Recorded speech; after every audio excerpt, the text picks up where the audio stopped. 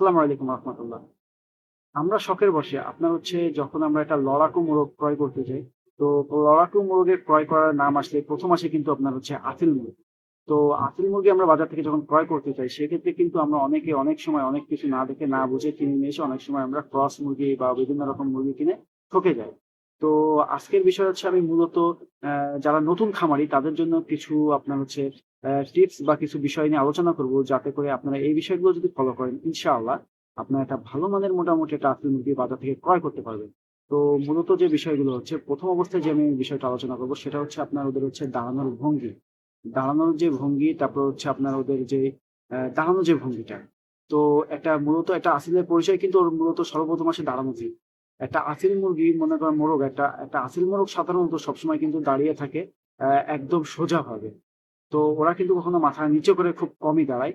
আর ওরা যখন দাঁড়াবে তখন ওদের মধ্যে একটা রাজকীয় একটা ভাব থাকবে। আর ওরা যে সিনাটা, এই সিনাটা সোজা করে টান টান করে দিয়ে ডানা দুটো উঁচু করে দিয়ে সাধারণত বাজ পাখি বা ঈগল পাখি যেভাবে দাঁড়িয়ে থাকে, গলাটা সোজা করে এভাবে দাঁড়িয়ে।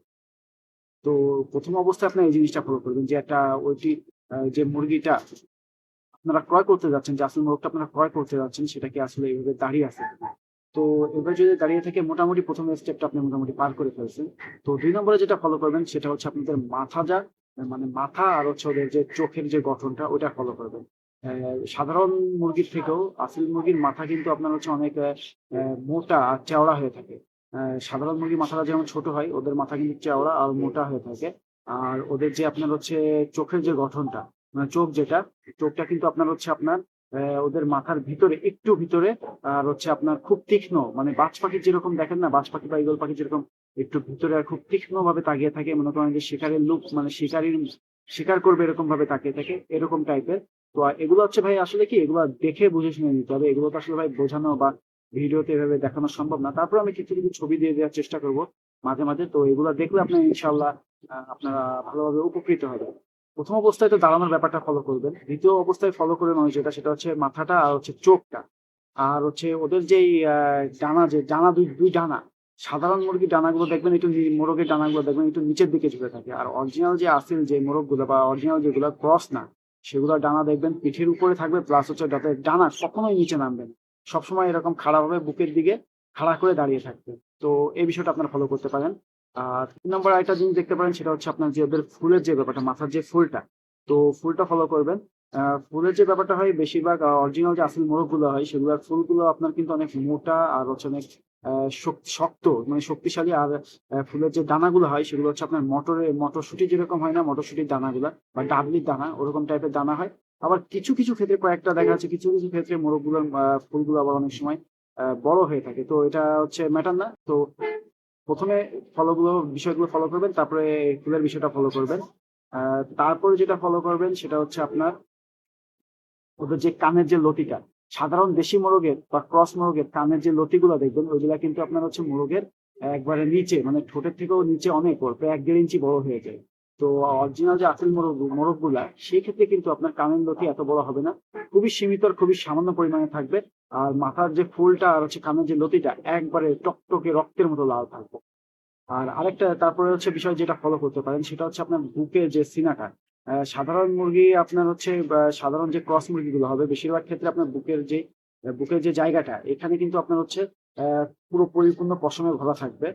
আর হচ্ছে আপনার অরিজিনাল যেই আপনার আসল মোরগগুলো হবে সেগুলোর কিন্তু বুকের এখানটা দেখবেন পশমগুলো খালি। আর হচ্ছে অরিজিনাল আসল মুরগি আরেকটা বিষয় হচ্ছে ওদের শরীরের তুলনায় ওদের পশম কিন্তু একটু কম, তুলনামূলক পশম পুরোপুরি গায়ে ভরা থাকবে কিন্তু একটু দেখে দেখে কম মনে হবে। আর আপনারা আরেকটা জিনিস চেক করবেন, বুকের যে সিনাটা যখন মুরগি কিনতে যাবেন, ক্রয় করতে যাবেন, ওদের বুকের পেশিটা ধরবেন। ধরলে আপনি নিজে থেকেই বুঝতে পারবেন যে আসলে এটা কতটুকু অরিজিনাল বা হচ্ছে এটা আহ অরিজিনাল কিনা বা হচ্ছে ক্রস কিনা। তো এগুলো মোটামুটি নিজে থেকে জানতে হবে। আমরা যতই বলে দিই না কেন, আমি বা আমার মতো আরো অনেকে ভিডিও করছেন, তো যতই বলে দিই না কেন, বাট আপনি যদি যতক্ষণ মনে করেন না আপনি নিজে মোটামুটি কায়দায় আপনার হচ্ছে এগুলো নলেজে না আনতে পারবেন, তো ততদিন আপনার ঠকতে হবে। তারপরে একটা বিষয় ফলো করতে পারেন সেটা হচ্ছে আপনার পায়ের যে ব্যাপারটা। তো হচ্ছে সাধারণ মুরগির, আমাদের দেশি বা ক্রস মুরগির পা গুলো সাধারণত ছোট ছোট হয়ে থাকে। তো অরিজিনাল যে আকিল মুরগির পা গুলো সেগুলো ওদের হচ্ছে আপনার অনেক লম্বা, অনেক হচ্ছে ওদের শরীরের মতো তুলনামূলক দেখলে বুঝতে পারবেন অনেক লম্বা, প্লাস হচ্ছে অনেক মোটা আর অনেক শক্তিশালী, পেশিবহুল হবে। আর আপনি চাইলে একটু হাত দিয়েও ধরে দেখতে পারেন। হাত দিয়ে ধরে যখন দেখবেন আপনি, দেখে বোঝা যাবে যে ওদের হাড়ের গঠন, ওদের পায়ের যে শক্তি, মানে এটা দেখে আপনি অনুভব করতে পারবেন। আর আরেকটা আছে নখের যে ব্যাপারটা, নখ।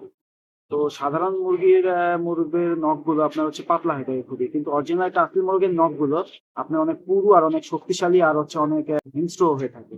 তো মোটামুটি কায়দায় আপনারা যদি এই এই বিষয়গুলো ফলো করেন। ও আরেকটা ব্যাপার যেটা হচ্ছে আপনার সবচেয়ে গুরুত্বপূর্ণ একটা আসলে ঠোঁটের যে ব্যাপারটা, একটা টপ কোয়ালিটি ভালো মানের একটা আতিল মুরগি যখন আপনি ক্রয় করতে যাবেন, অবশ্যই অবশ্যই ও ঠোঁটটা একটু ফলো করবেন। যখন যেই মুরগের ঠোঁটটা যত বেশি ছোট হবে, যত বেশি ছোট হবে আর যত ছোট হবে, মোটা হবে আর শক্তিশালী হবে, সে তত বেশি আপনার ভালোভাবে ফাইট করতে পারবে। আর ক্ষেত্রে আপনার আসল মোরগের ঠোঁটগুলো অনেক সময় বড় হয়, তো এটা কোনো ব্যাপার না। কিছু কিছু ক্ষেত্রে একটা মোরগের ঠোঁট বড় হয়, কিন্তু বেশিরভাগ ক্ষেত্রে চেষ্টা করবেন অবশ্যই ছোট ঠোঁটের শক্তিশালী ছোট ঠোঁট থেকে আসল মোরগ ক্রয় করার জন্য। সেই ক্ষেত্রে ইনশাল্লাহ আপনি মারামারির ক্ষেত্রে বা ভালো একটা ফলাফল পাবেন ইনশাল্লাহ। তো আমি কতটুকু আপনাদেরকে বোঝাতে পারছি আমি আসলে জানি না। তো ভিডিওর কোথাও যদি কোনো ভুল হয়ে থাকে অবশ্যই আমাকে ক্ষমা দৃষ্টিতে দেখবেন। আর যদি আমার ভিডিওটি ভালো লাগে অবশ্যই লাইক কমেন্ট শেয়ার করবেন। আর এরকম নতুন ভিডিও পেতে আমার চ্যানেলটি সাবস্ক্রাইব করে আমার সাথে থাকবেন। সবাই ভালো থাকবেন, সুস্থ থাকবেন। আল্লাহ হাফেজ। আসসালামু আলাইকুম রহমতুল্লাহ।